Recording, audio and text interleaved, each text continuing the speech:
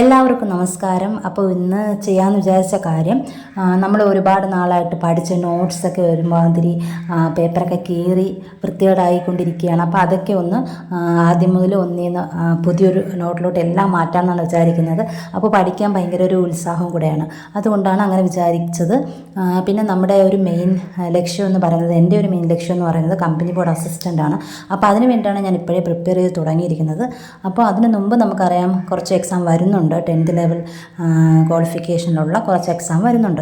അപ്പോൾ ആ ഒരു എക്സാമിനും കൂടെ ഇത് പ്രയോജനമാകുമെന്ന് തോന്നുന്നു. അപ്പോൾ കമ്പനി ബോർഡ് അസിസ്റ്റൻറ്റിന് വേണ്ടിയിട്ടാണ്. അപ്പോൾ കുറച്ചും കൂടി നമ്മൾ കണ്ടല്ലോ, ഇപ്പോൾ വരുന്ന ഡിഗ്രി ലെവൽ പ്രിലിമിനറി എക്സാമിനേഷൻ പോലും അത്രയും ടഫായിട്ടാണ് വരുന്നത്. അപ്പോൾ അത്രയും കാര്യങ്ങൾ നല്ല ഡീപ്പായിട്ട് പഠിച്ചാലേ കാര്യമുള്ളെന്ന് തോന്നുന്നു. അതും നമ്മൾ റാങ്ക് ഫയലിൽ മാത്രം പഠിച്ചാൽ പോരാ. അതുകൂടാതെ തന്നെ നമ്മൾ പല ഓതേഴ്സിൻ്റെ ബുക്കുകൾ റെഫർ ചെയ്യേണ്ട ആവശ്യമുണ്ട്. ഒപ്പം നമ്മൾ ഒരുപാട് വെബ്സൈറ്റുകളിൽ നമുക്ക് കുറേ നോട്ട്സ് എഴുതിയെടുക്കേണ്ട ആവശ്യമുണ്ട്. അപ്പോൾ അതോടൊപ്പം തന്നെ നമുക്കറിയാം ഇംഗ്ലീഷിൻ്റെയും മലയാളത്തിൻ്റെയും മാത്സിൻ്റെയൊക്കെ ഒരു ഇമ്പോർട്ടൻസും സുപ്രധാന നിയമങ്ങളെന്ന് പറയുന്ന ആ ഒരു ടോപ്പിക്കും, അതുപോലെ തന്നെ കേരളം ഭരണ സംവിധാനം എന്ന് പറയുന്ന ആ ടോപ്പിക്കും ഉണ്ടല്ലോ, അത് കൂടുതലും ഈ ഓരോ ഗവൺമെൻറ്റിൻ്റെ വെബ്സൈറ്റിൽ കയറി നോട്ട് പ്രിപ്പയർ ചെയ്യുന്നതാണ് നല്ലത്. പിന്നെ ഇതിൻ്റെയൊക്കെ മെയിനായിട്ടുള്ള കാര്യം, പഴയ ക്വസ്റ്റ്യൻ പേപ്പറിൽ ചോദിച്ചിരിക്കുന്ന ക്വസ്റ്റ്യൻസിനെ അടിസ്ഥാനമാക്കിയിട്ട് ഏതൊക്കെ പോർഷൻസിൽ നിന്നുമാണ് കൂടുതൽ ക്വസ്റ്റ്യൻസ് വരുന്നത് അവിടെ കുറച്ചും കൂടി ഇമ്പോർട്ടൻസ് കൊടുത്ത് നോട്ട് തയ്യാറാക്കുകയും അതുപോലെ തന്നെ പഠിക്കുകയും ചെയ്യാമെന്ന് വിചാരിക്കുന്നു. പിന്നെ ഞാനിപ്പോൾ മെയിനായിട്ട് എല്ലാ നോട്ട്സും മാറ്റാണ്. Kerala history, Indian history, world history, അതുപോലെ നമ്മുടെ സിലബസിലുള്ള എല്ലാ ടോപ്പിക്കിൻ്റെയും സയൻസ് മാത്രം ഞാൻ എടുക്കുന്നില്ല. സുപ്രധാന നിയമവും ഭരണ സംവിധാനവും ഹിസ്റ്ററിയും ജോഗ്രഫിയും. അപ്പോൾ ഇത്രയും നമ്മൾ നോട്ട് പുതുതായിട്ട് എഴുതിയാണ്. കാരണം കുറേ ഡേറ്റാസ് ആഡ് ചെയ്യാനുണ്ട്. അതുപോലെ തന്നെ ഇപ്പോൾ പുതുതായിട്ട് വന്ന പദവികൾ, അപ്പം അതൊക്കെ നമുക്ക് ഇതിനകത്ത് ആഡ് ചെയ്യാനുണ്ട്. അപ്പോൾ പഴയത് അതിനകത്ത് ചിലപ്പോൾ കുറേയൊക്കെ സ്ഥലം വിട്ടിട്ടായിരുന്നു നോട്ട് അന്നേ പ്രിപ്പയർ ചെയ്തിരുന്നു. പക്ഷേ ഇപ്പോൾ നോട്ട് പേപ്പറൊക്കെ കീറി അലങ്കോലമായിട്ടിരിക്കും. അത് എടുക്കുമ്പോൾ നമുക്ക് പഠിക്കാനുള്ള ഒരു ഇതില്ല. അപ്പോൾ നന്നായിട്ട് കുറച്ചും കൂടി വൃത്തിയായിട്ട് എഴുതാമെന്ന് വിചാരിക്കുന്നു. നമ്മൾ കുറച്ചും കൂടി നോട്ട് പ്രിപ്പയർ ചെയ്യാമെന്ന് ഉദ്ദേശിച്ചത് കാരണം, ഇനിയിപ്പോൾ ആ ചാനലിൽ പോൾസ് ഇടേണ്ട ആവശ്യം വരും. അതുപോലെ തന്നെ കുറേ ക്വസ്റ്റ്യൻസൊക്കെ ഇടേണ്ട ആവശ്യമുണ്ടല്ലോ. അപ്പോൾ തീർച്ചയായിട്ടും ഈ SCERT NCERT ടെക്സ്റ്റുകളിൽ നിന്നുള്ള കുറേ കാര്യങ്ങൾ ആവശ്യമായി വരും. അതുകൊണ്ടാണ് ഞാൻ ഈ പഴയ നോട്ട്സ് എല്ലാം മാറ്റിയിട്ട് പുതിയ നോട്ട്സ് പ്രിപ്പയർ ചെയ്യാം, പുതിയ നോട്ട് പ്രിപ്പയർ ചെയ്യാമെന്ന് വിചാരിച്ചത്. പിന്നെ SCERTയിൽ പഴയ ടെക്സ്റ്റിനേക്കാൾ എനിക്ക് തോന്നുന്നു കുറച്ചുകൂടി പുതിയ ടെക്സ്റ്റിന് ഇമ്പോർട്ടൻസ് കൊടുത്ത് പഠിക്കുന്നതായിരിക്കും നല്ലതെന്ന് തോന്നുന്നു. അങ്ങനെ പഴയ നമ്മൾ ഇതുവരെ പഠിച്ച ഒരു രീതിയിൽ നമുക്ക് കുറച്ചൊക്കെ അറിയാമായിരിക്കും. എന്നാലും പുതിയതിന് കൂടുതൽ ഇമ്പോർട്ടൻസ് കൊടുക്കുക. പിന്നെ ഈ +1 ടെക്സ്റ്റൊക്കെ ഒരുപാട് പഴയ ടെക്സ്റ്റുകളാണ്. അപ്പോൾ അതിനകത്തൊക്കെ കുറേ അതിനകത്തെ ഡേറ്റാസൊക്കെ മാറ്റം വന്നിട്ടുണ്ടായിരിക്കും. അതൊക്കെ ഒന്ന് ചെക്ക് ചെയ്യുക. അങ്ങനെ നോട്ട് പ്രിപ്പയർ ചെയ്യുമ്പോൾ തന്നെ ഗൂഗിളിൽ പോയിട്ട് നിങ്ങൾ അതൊക്കെ ഒന്ന് ചെക്ക് ചെയ്തിട്ട് വേണം നോട്ട് പ്രിപ്പയർ ചെയ്യാൻ. അതേപടി എഴുതി വെക്കരുത്. എക്സാമിൻ്റെ ആ ഒരു പോയിൻ്റ് ഓഫ് വ്യൂവിൽ നിന്നിട്ട് നമുക്ക് വേണ്ട പോയിൻറ്റ്സ് മാത്രം എഴുതിയെടുക്കാമെന്ന് വിചാരിച്ചു.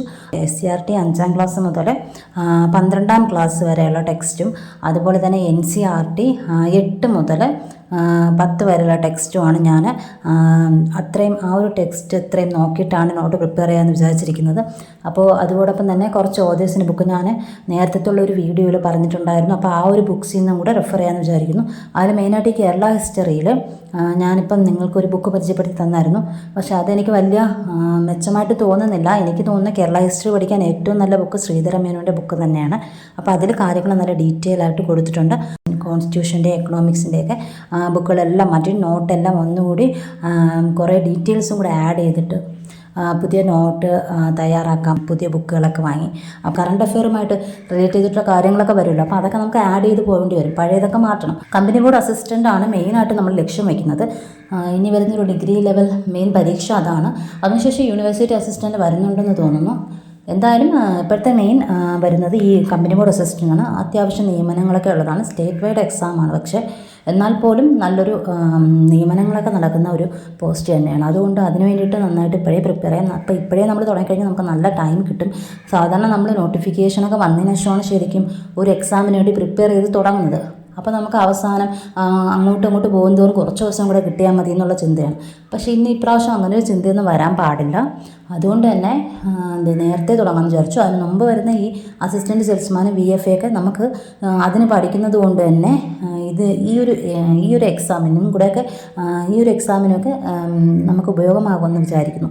അപ്പോൾ അങ്ങനെ ഇന്നത്തെ ദിവസം നോട്ട് പ്രിപ്പറേഷനാണ്. അപ്പോൾ ഇനി നമുക്കറിയില്ല, ഇനിയിപ്പം മഴയും കാറ്റും ഒക്കെ ആയിരിക്കും, കറണ്ടും കാണില്ല മിക്കവാറും. നോട്ടൊക്കെ പുതുതായിട്ടൊന്ന് പ്രിപ്പയർ ചെയ്ത് ഇരിക്കുമ്പോഴൊക്കെ തീർച്ചയായിട്ടും പഠിക്കാൻ കുറച്ചും കൂടി ഒരു ഉന്മേഷം കിട്ടുമെന്നാണ് എനിക്ക് തോന്നുന്നത്.